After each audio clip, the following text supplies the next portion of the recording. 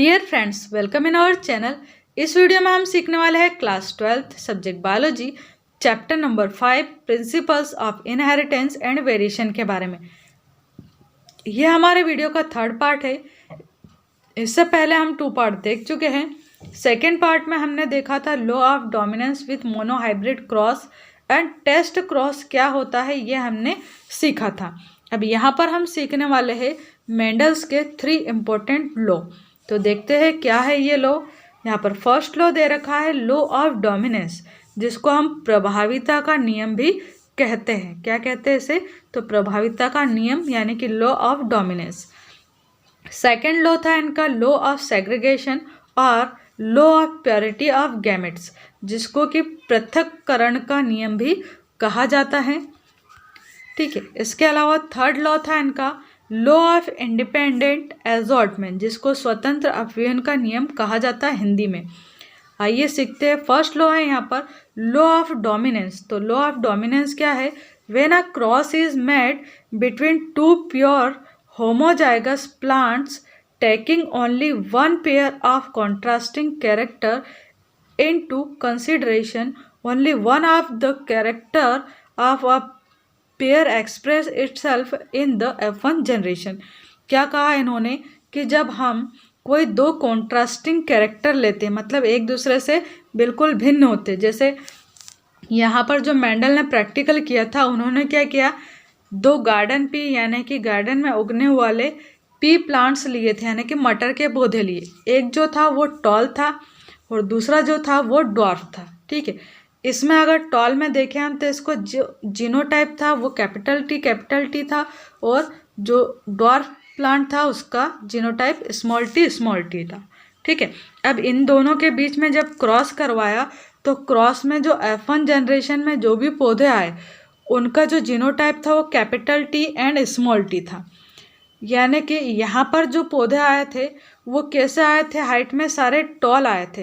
क्यों आए थे टॉल? क्योंकि ये जो कैपिटल टी आया था यहाँ पर, capital T and small T type के जो पौधे बने, इसमें ये जो कैपिटल टी है ये डोमिनेंट था किसके ऊपर? स्मॉल टी के ऊपर। यानी कि जो कैपिटल टी था यानी कि टॉलनेस का जो कैरेक्टर था वो ड्वार्फनेस के कैरेक्टर के ऊपर डोमिनेंट था, यानी ये ज़्यादा प्रभावी था किससे? इस ड्वार्फनेस के कैरेक्टर से। इसलिए जो टॉलनेस का कैरेक्टर है वही केवल F1 जनरेशन में एक्सप्रेस होता है, और इस कारण से हमें जितने भी पौधे मिलते हैं वो सारे के सारे टॉल मिलते हैं। ठीक है, यहाँ पर जो जीनोटाइप था वो capital T and small T था। ये कैसे पता चला? ये आगे जब इन्होंने टेस्ट क्रॉस करवाए तब पता चला कि जो स्मॉल टी वाला कैरेक्टर है ना, ये भी यहाँ पर प्रेजेंट है और ये सप्रेस हो गया है किससे? कैपिटल टी के कैरेक्टर से। यानी कि जो टॉलनेस का कैरेक्टर है इसने जो डॉर्फनेस का कैरेक्टर है इसको सप्रेस कर दिया है।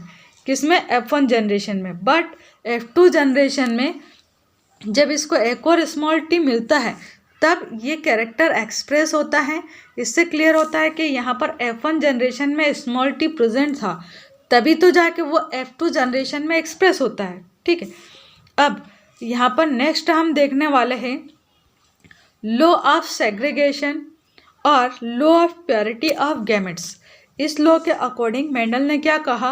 When a pair of contrasting characters remain together in F1 hybrid, then both of them live together without contaminating or intermingling with each other and get segregate completely and in pure form during the formation of gametes। क्या कहा इन्होंने? Example के help से देखते हैं। यहाँ पर इन्होंने 2 टाइप के यहाँ पर प्लांट लिए। एक जो प्लांट थे उसके अंदर पर्पल कलर के यहाँ पर फ्लावर्स आ रहे थे। ठीक है, दूसरे जो प्लांट लिए इन्होंने, इनके अंदर वाइट कलर के फ्लावर्स आ रहे थे। अब इन दोनों के बीच जब इन्होंने क्रॉस करवाया तो F1 जनरेशन में यह पर्पल कलर डोमिनेंट होने के कारण यहाँ पर पर्पल कलर के हमें F1 जनरेशन में सारे पौधे मिलते हैं। ठीक, बट यहाँ पर जो ये गैमेट्स है यानी कि पर्पल कलर का जो गैमेट है उसको कैपिटल R से रिप्रेजेंट किया है, और वाइट कलर का जो गैमेट है उसको स्मॉल आर से रिप्रेजेंट किया। तो ये दोनों एक दूसरे में इंटरमिक्स नहीं होते, यानी कि एक दूसरे में ये कंटामिनेशन शो नहीं करते हैं। यानी कि ऐसा नहीं है यहाँ पर कि जो पर्पल कलर है और वाइट कलर है ये दोनों आपस में मिक्स होके लाइट पर्पल कलर के फ्लावर बनाए। यहाँ पर किसी एक जनरेशन का जो पौधा है, यानी कि कोई एक टाइप का जो पौधा है वो दूसरे पर अपना डोमिनेंट इफेक्ट शो करता है, और ये फिर F2 जनरेशन में सेपरेट हो जाते हैं, यानी कि पृथक हो जाते हैं, यानी सेग्रीगेट हो जाते हैं। ठीक, इसीलिए तो हमें F2 जनरेशन में जो फ्लावर्स मिलते हैं, यानी कि जो भी पौधे मिलते हैं उसमें दो टाइप के हमें फ्लावर देखने को मिलते हैं, पर्पल कलर के और वाइट कलर के। यहाँ पर कोई थर्ड कलर की लाइट पर्पल कलर वाला कोई कलर यहाँ पर नहीं मिलता। ठीक है, यानी कि यहाँ पर जो गैमेट्स रहते हैं ना purple colour and white colour के, वो एक दूसरे में मिक्स नहीं होते, वो ऐसे के ऐसे ही सेग्रीगेट फॉर्म में रहते हैं। ठीक है, केवल F1 जनरेशन में यहाँ पर एक कलर रिप्रेजेंट होता है और F2 जनरेशन में यहाँ पर हमें दोनों ही कलर यहाँ पर मिलते हैं, यानी कि F2 जनरेशन में जो स्मॉल आर है, यानी कि ये स्मॉल आर के जो गैमेट्स है ये सेपरेट हो जाते हैं, अलग हो जाते हैं। यहाँ पर जो गैमेट्स है वो आपस में एक दूसरे को इंटरफेयर नहीं करते हैं और हमें इस टाइप के जो फ्लावर है वो मिलते हैं। तो ये था यहाँ पर सेग्रीगेशन का लॉ, यानी लॉ ऑफ सेग्रीगेशन या फिर law of purity of gametes.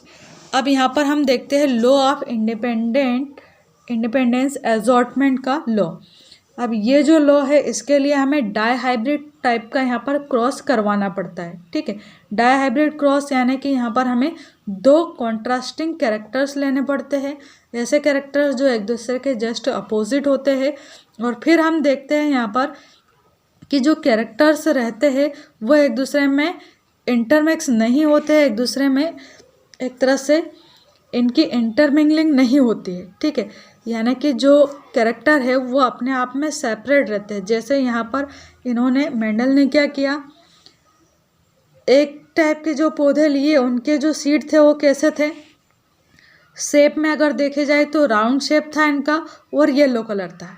ठीक है, दूसरे जो पौधे इन्होंने लिए उनके जो सीड थे वो कैसे थे, तो रिंकल वाले सीड थे और उनका कलर कैसा था, तो ग्रीन था। ठीक है, फिर इनके यहाँ पर गैमेट्स बनाए तो इसका जो गैमेट बनेगा वो ये बन जाएगा। ऐसे ही ग्रीन रिंकल का अगर गैमेट बनाएंगे तो स्मॉल आर एंड वाई बन जाएगा। अब ये यहाँ पर आपस में क्रॉस करते हैं और F1 जनरेशन में हमें कैसे सीड वाले पौधे मिलते हैं, तो round shape and yellow colour वाले सारे के सारे हमें यहाँ पर सीड मिलते हैं।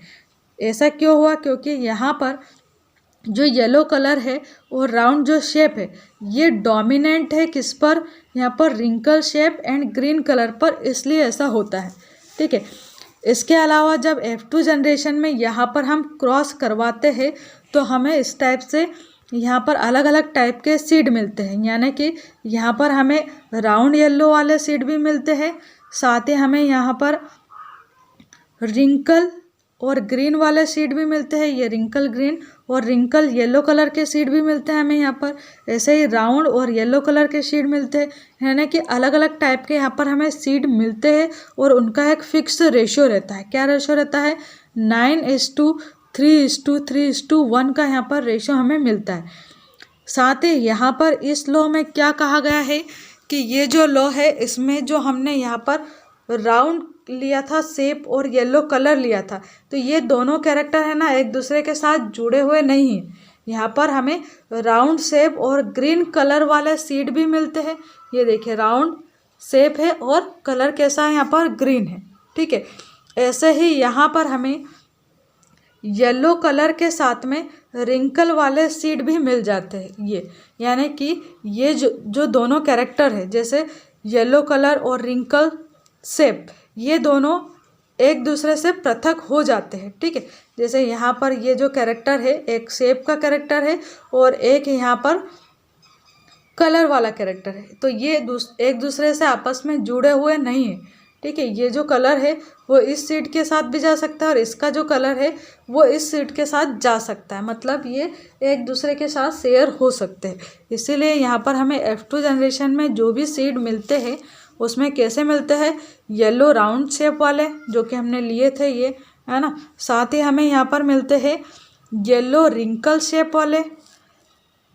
इसके अलावा ग्रीन और राउंड शेप वाले पौधे, ग्रीन एंड रिंकल शेप्ड वाले पौधे। तो ये अलग अलग टाइप के कैरेक्टर्स वाले हमें पौधे मिलते हैं यहाँ पर।